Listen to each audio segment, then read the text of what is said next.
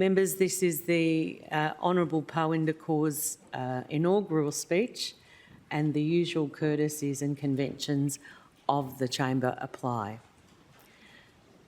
The Honourable Parwinder Kaur. President, Kaya, Nagla Kadich Wajuk Nunga Buja. I begin by acknowledging the Wajuk Nunga people, the traditional custodians of this land. I pay my respects to elders, past and emerging.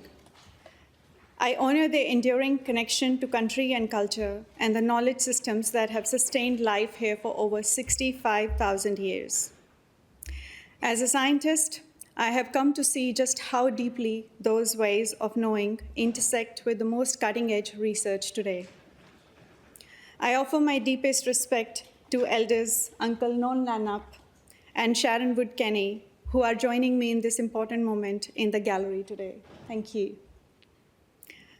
I've had the privilege to yarn closely with them and to learn from their deep knowledge and lived experiences.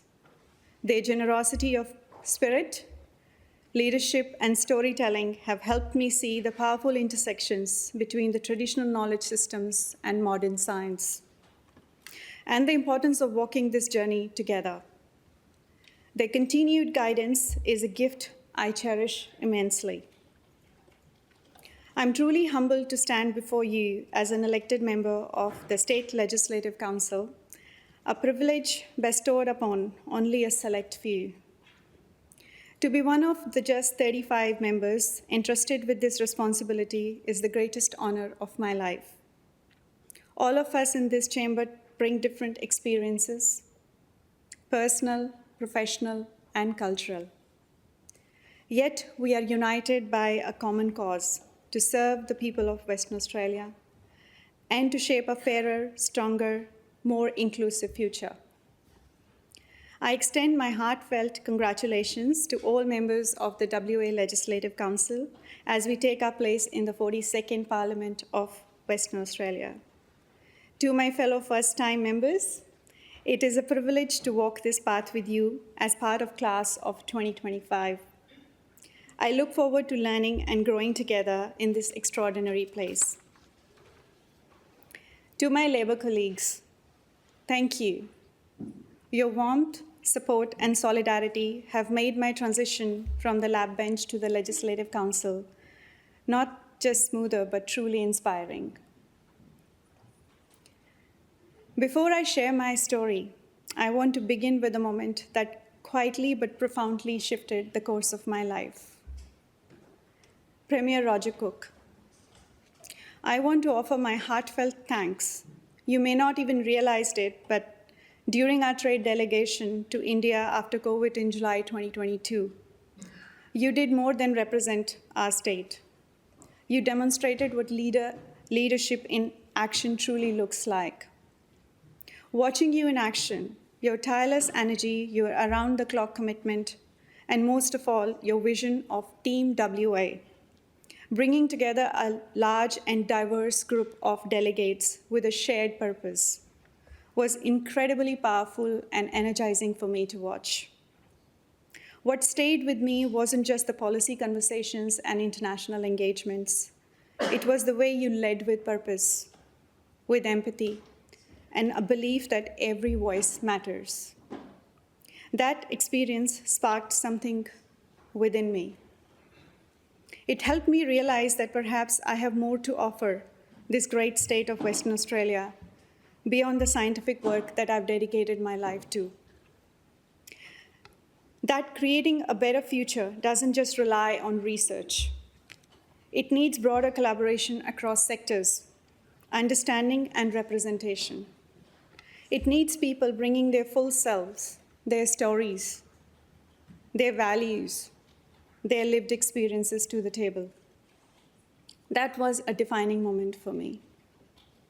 A quiet seed of possibility was planted, one that allowed me for the first time to imagine making a contribution beyond the lab, one grounded in representation, in being a relatable role model for others who never saw themselves in these corridors before.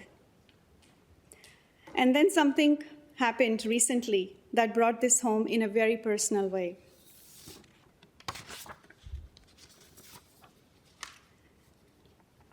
Just a few weeks back, when I was elected, my son Aki, who is sitting here today, he's 11, full of curiosity and already convinced he knows more than I do, asked me, "Mama, are you really a member of parliament now?"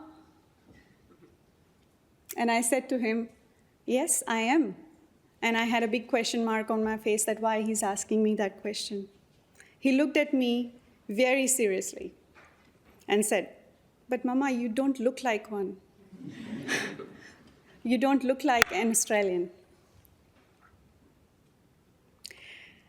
At that point of time, honestly, I did not know whether I should laugh or I should cry or I should just go and update my wardrobe. But his words stuck with me. Not because they were hurtful, because they were honest. They made me pause and reflect. What does a parliamentarian look like? And more importantly, what does an Australian look like? And how do we make sure that every child, no matter whether their parents were born or what their family sounds like at the dinner table, feels like they belong in this country's story? My story is just one thread in the beautiful, complex fabric of Western Australia, a state that's as vibrant and diverse as its ecosystems. As a migrant, a woman of color, a mother, a scientist, and now also a parliamentarian, I realize that my journey reflects a deeper story. A story of modern Western Australia, a state rich in diversity, culture, and possibility that is still defining itself. Western Australia is one of the most culturally, linguistically, and religiously diverse states in Australia, with 32% of population born overseas. And our future will be shaped by that richness if we nurture it properly. And our national anthem says it beautifully. With courage, let us all combine to advance Australia fair. This line is both a promise, a shared responsibility, and to me, it's also a call to action. So today, I share my story not just as my story, but as a microcosm of where Australia stands today. At a crossroads where technology can create or destroy, where climate, culture, and community must work hand in hand. Because our children are watching, and when they ask big questions, we want to be able to answer with hope, with pride, and with a future that has room for all of us in it. My story: I was born and raised in the vibrant, culturally rich land of India, in a working class Sikh family rooted in the spirited state of Punjab. My father served as a soldier in the Indian Army, which meant we moved every couple of years. This life on the move gave me the gift of experiencing India's incredible diversity. I lived in many corners of the country, learned several regional languages, and still today I carry fluency in 4. And now I here stand as the first Sikh woman ever elected to an Australian parliament in more than 200 years of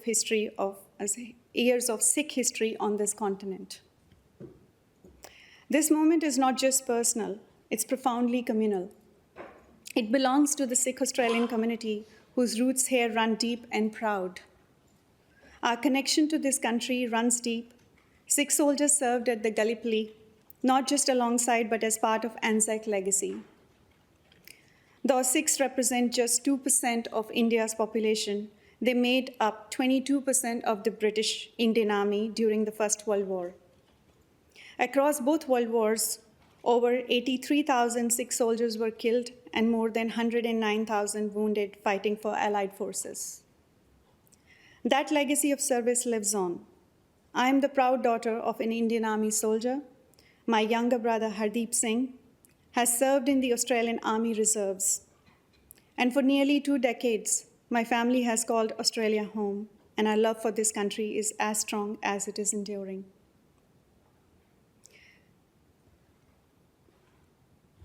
As I stand here today in this chamber, I carry not only the weight of my dreams, but also the dreams of women who never had a chance to step into a high school.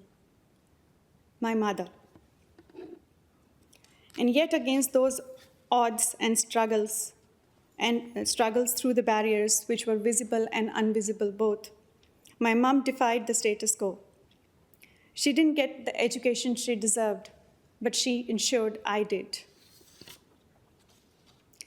The day I was born, she made a quiet promise to herself that I would have every opportunity she was denied, and she kept that promise. She ensured I had the best possible education. She cheered me through every exam, every late-night study session, and every stage from high school to university to completing a PhD.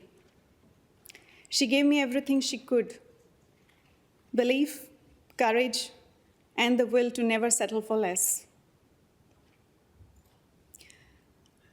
I owe my deepest gratitude to my dad. In a society where many urged him to save for my dowry instead of my degree, he never saw a difference between me and my brother. While many of my cousins were being married off in their early 20s, he took a leap of faith, not just in my potential, but in my right to choose my own path. It wasn't just an act of love, it was an act of courage. By investing in my future, he gave me the wings to learn, to dream, to lead. And I'm here today because he dared to believe that his daughter deserved every opportunity. Thank you, Ma. Thank you, Daddy. Your sacrifices, hard work, and faith carried me to this chamber. I know you couldn't be here today, but you're watching this speech with family and friends from our village in India. And I want to say to every little girl out there with big dreams shining in her eyes, remember, no dream is too big and no goal is out of reach. If I can stand here today, so can you. Your future is bright and the world is ready for your brilliance.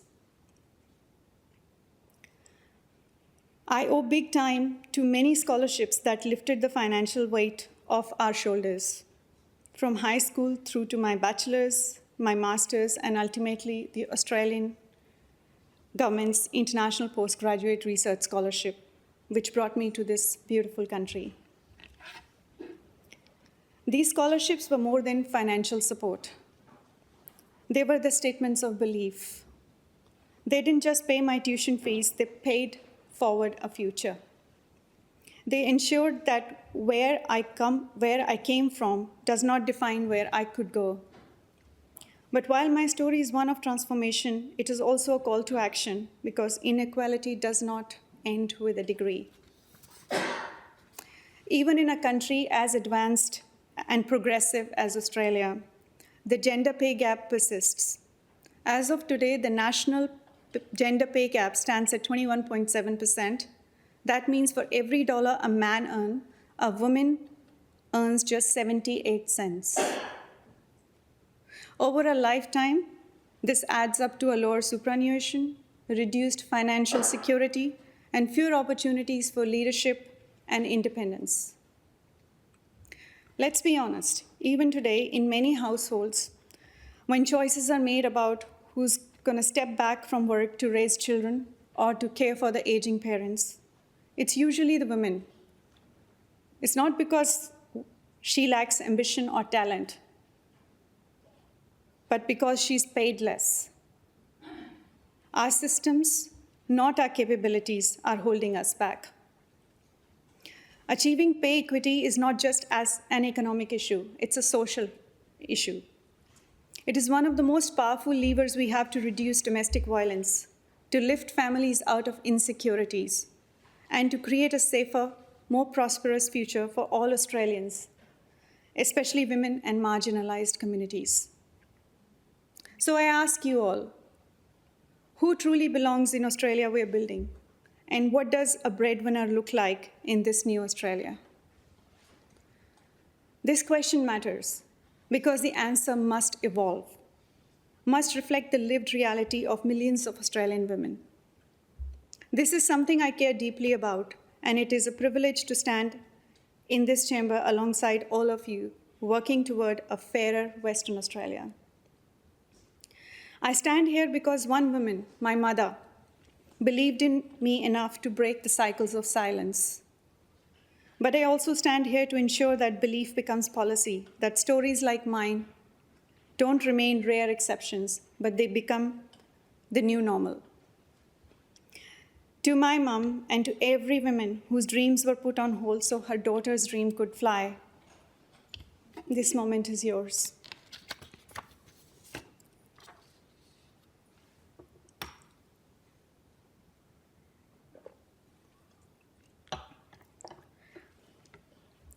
So having shared my personal story, allow me to share my professional one and meet the DNA nerd in the chamber.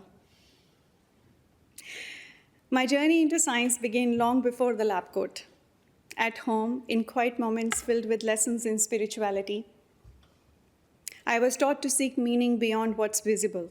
That early curiosity evolved into a lifelong pursuit, not just for meaning, but for truth. I began decoding life's blueprint through the language of DNA and genetics.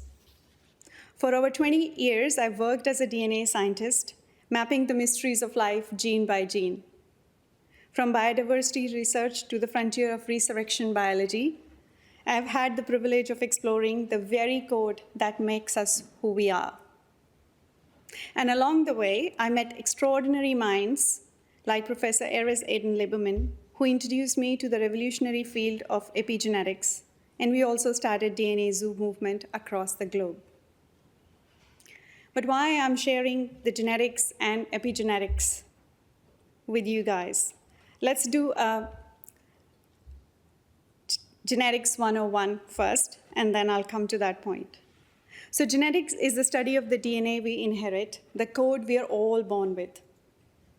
But epigenetics teaches us something even more profound. It's the environment that determines which parts of that code get switched on or off. So you can have all the potential in the world, but without the right environment, that potential can remain forever unrealized. And isn't that the story of our society too? We have the talent, we have the ideas, we have the resources, but what we need is the right environment, shaped by thoughtful policy and inclusive systems to unlock that potential for all. Because just like DNA, policy only becomes powerful when the system switches it on. I strongly believe if we want people to flourish, we must create environments that uplift, include, and empower. And sometimes it takes just one small shift to change everything. Yes, I have explored how we might bring back extinct species like woolly mammoths and thylacines. But let me share something even more fascinating, something which is really close and on the walls of our chamber as well. Here in Western Australia, we proudly celebrate the black swan as our state emblem. Now, like many others, I always thought the white swan, the kind from the fairy tales, was the original and the black swan was the oddity. But science told me otherwise. The black swan is the original. And how we discovered that, it was during the new strain of avian influenza began sweeping through bird populations globally. A PhD student, now Dr. Anjana Karavita, reached out to me from the University of Queensland. His team had already sequenced the white swan's genome and uncovered powerful resistance mechanisms against the virus. However, our beloved black swan was much more vulnerable. We joined forces to sequence the genome, and what we found wasn't just a way to help protect this iconic species of Western Australia, but it was a reminder of how fragile identity and survival can be. The gene, the single gene that determines the feather color, was controlled by one tiny difference. The white swan exists today because of a single missing letter in the black swan's genetic code. That's all it took to change the color of its feathers and, in a way, rewrite the story we tell about which swan came first. One missing letter, one small shift, and an entirely new narrative. And that's science. Whether it's in nature or in society, even the smallest changes in the environment, in opportunity, in how decisions are made in this chamber, can lead to completely different outcomes. And that's why I'm so excited to begin this new chapter, moving from decoding genomes to decoding legislative systems. Because let me be honest, shaping policy feels just as complex and ambitious as cloning a mammal or a mammoth, but perhaps it's going to be a little less hairy. On a serious note, what does normal look like anyway? This question sits at the heart of everything I've done and everything I hope to do with all of you. In science, normal is always under scrutiny.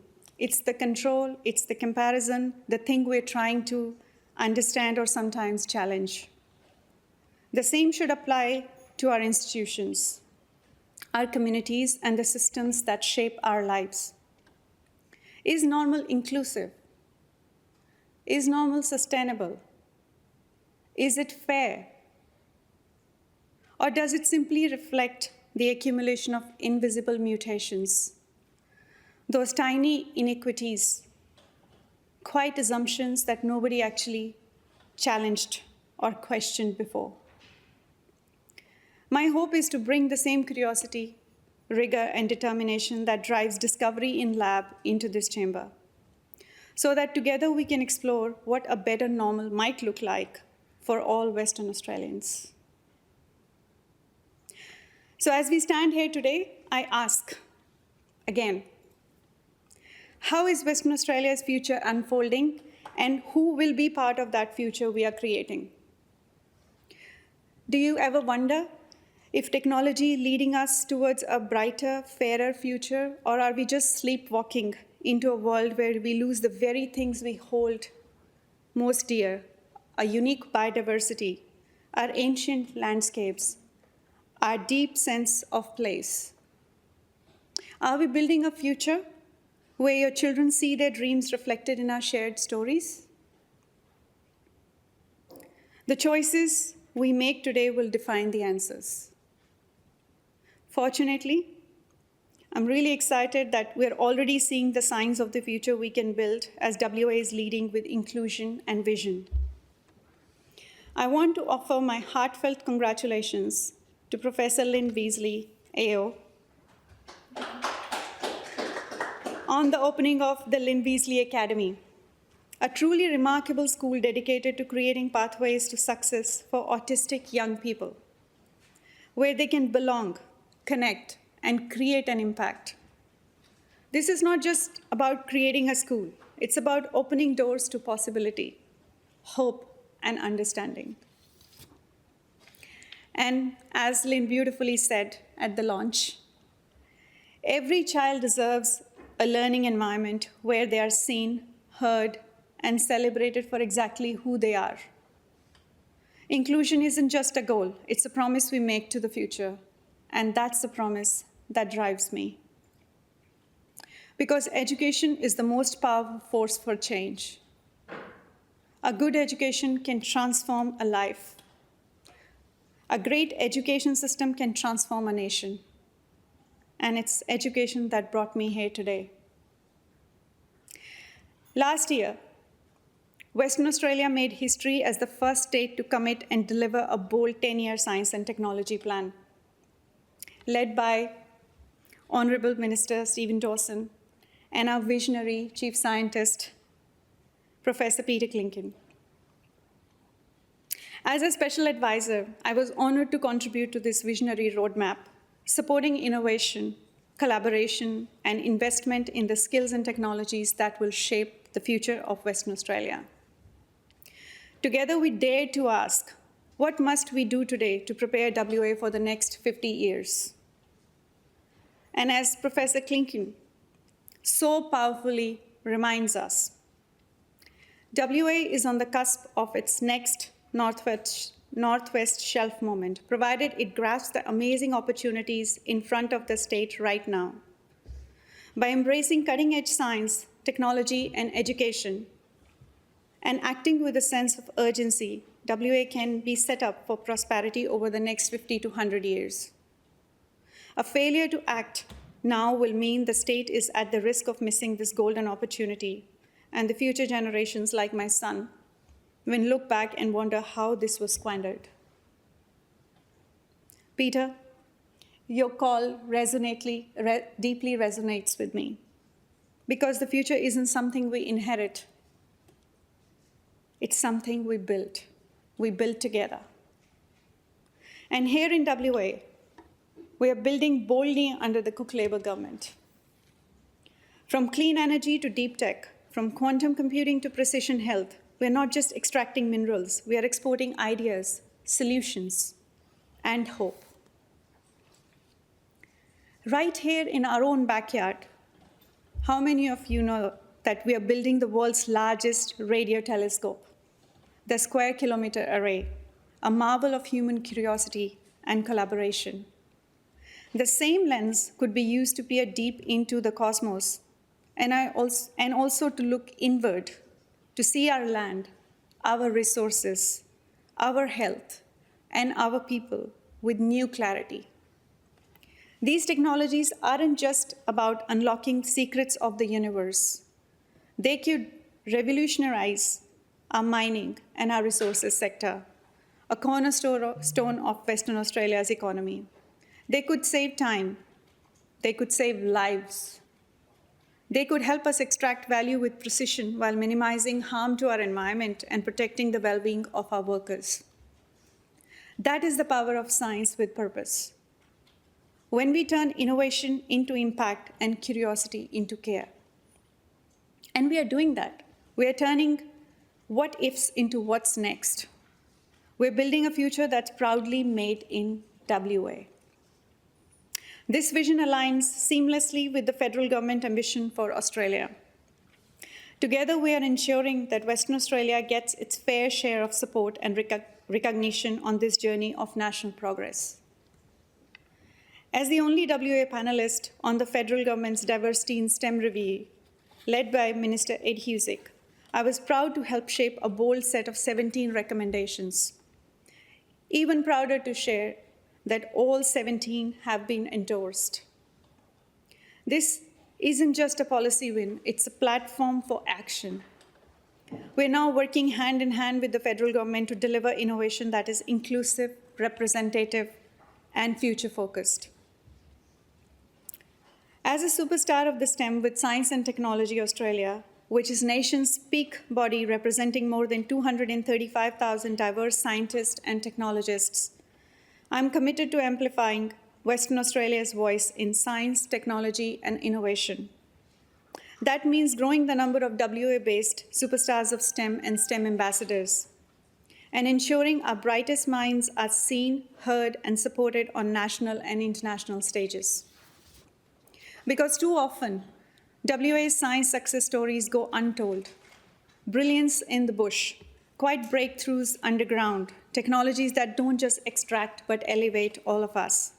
I'm here to change that, and I'm here to champion the incredible work happening across our state and ensure that Western Australia takes its rightful place as a global leader in innovation. Working on these fronts have sharpened my understanding of policy, but even more, it's affirmed my belief in the transformative power of evidence-based leadership. Because when we lead with knowledge, when we invest in people and act with purpose, We don't just imagine a better future for WA, we are actually able to deliver it. Whether it's a neurodiverse child finding their place in a classroom or a young girl in the regional Western Australia dreaming of becoming a scientist, opportunity matters. And when opportunity meets purpose, transformation happens. I stand before you not as the exception, but as a living proof of what is possible when the doors open. When equity isn't just an idea, but a practice. And I'll work hard alongside all of you to keep that door wide open for every child, for every culture, and for every corner of this extraordinary state. But none of us walk this path alone. The doors that open are often held ajar by the hands of others, those who see potential, who believe, who invest in us long before the spotlight ever finds us. To those people, I owe everything. To Honorable Kate Doust, Honorable Stephen Dawson, our paths crossed during my time as a scientist. And since then, you have stood out as inspiring examples of how strength and compassion can coexist in leadership. I have deeply admired your unwavering work ethic, clear vision, and steadfast dedication to Western Australia. Thank you so much for being my guiding lights on this journey. I'm truly grateful. To Senator Varun Ghosh, a brilliant barrister, and Zanita Mascarenas, a talented engineer, thank you both for evolving into passionate advocates for our state in the federal parliament. Your journey from professional excellence to political leadership is both inspiring and reassuring for me. You're my role models, and I'm proud to walk this path alongside you. To Honorable Tony Booty, Honorable Andy O'Donnell, Honorable Clara Heinrich, Bill Johnston, Dr. Jax Krishnan, Terry Healy, Yaz Mubarakai, Kevin Michael, Suki Lai, Ron Sayo, Lorna Clark, Stephen Pratt, Jody Han, and Kim Giddens. Thank you for your camaraderie and support. Your friendship has carried me through every step of this journey. To Kathleen Collins and Wilson Tucker, kudos to you both for establishing the Parliamentary Friends of Technology and Innovation. I look forward to building on this legacy, broadening the vision to include science, technology, and talent to help shape a future WA that is not only innovative, but inclusive. To Raj Selvendra, one of the most passionate Labour supporters I know, your words continue to guide me. It is crucial for us as immigrants to not only embrace the opportunities this beautiful country offers, but to contribute meaningfully, striving to leave it even better than we found it. You remind us that belonging and contribution must go hand in hand. To Ben Harris, thank you for your saint-like patience with my endless questions and for always making time, no matter how busy things got. Your quiet leadership through the SDA Union and unwavering commitment to fairness have taught me more than you know. And to the mighty union movement, thank you for being the backbone of progress. A special shout out to Brad Gandy and the AWU, Tim Dawson and the TWU, and Mick Puchin and the CFMEU. Your advocacy keeps the fight for justice strong and grounded. To my Labour colleagues, Sharon Webb, Darren Foster, Ivana, Neil Fergus, Mitchell Arthur, Tina, Fran, Shane Hill, Daniel, Mark Fahey, Eden Rigo, Kaz Whitland, thank you for the solidarity and spirit you bring.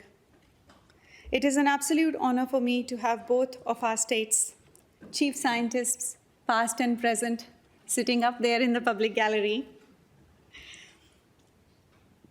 with us today. Lynn and Peter, your guidance and belief in me have shaped this journey in more ways than words can ever express. Thank you.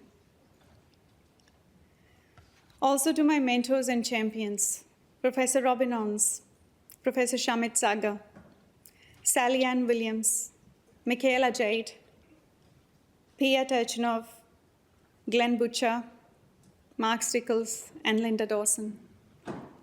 Thank you for helping me to see not just what I was, but what I could become.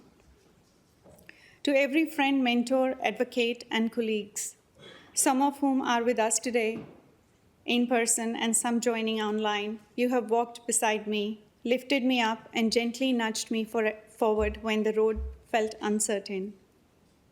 You know who you are, and from the bottom of my heart, I thank you for your wisdom, your kindness, your generosity, and your belief in me. I would also like to warmly welcome Karina and Molly to my team as they begin this journey with me. I look forward to work we'll do together. And above all, to my family, to Mom and Dad, to my brother Hardeep, to my husband Amit, and to our son Aki. Thank you for being my anchor through every high and low. Hardeep, you've always had my back, quietly, steadily, and without ever needing to be asked, whether it was offering advice, a laugh, or simply showing up when it mattered most. Your presence has been a constant source of strength and comfort in my life.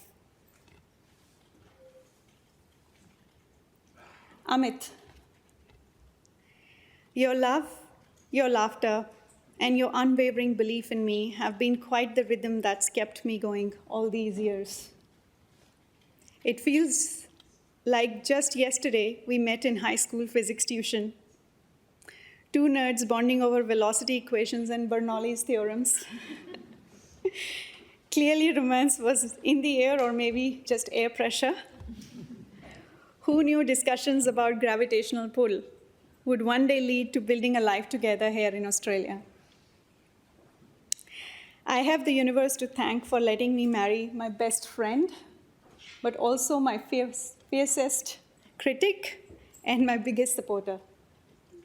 I love you, and I could not have done this without you.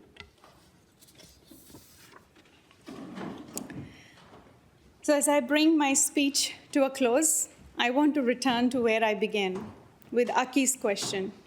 Mama, you don't look like an Australian. In that innocent moment, he was asking something far deeper than he realized. Who is included in Australia we are building today? Is it only those who fit the old mold? Or is it all of us, the newcomers, the custodians, the coal miners, and the climate champions, the scientists, the steel workers, the carers, the creators, and the creatures we share this land with? My answer to you, Aki, is a resounding yes. Yes, I belong here. Yes, you are part of Australia. Yes, the endangered bilby, the numbat, and the great eucalyptus forest. They too are part of Australia's future. And yes, so are the workers powering our industries, the innovators building new ones, and the communities calling out to be heard. Because Australia's future must be one of inclusion, not exclusion, of regeneration, not just extraction, of courage, not complacency. And as I stand here today, not just as a scientist or a migrant, but as a mother who can now look her son in the eyes and say, yes, darling, we do belong, and we are here to help shape what comes next for this country. As Mahatma Gandhi wisely said, you may never know what results come of your actions, but if you do nothing, there will be no results. So let's choose to act. Let's choose to include.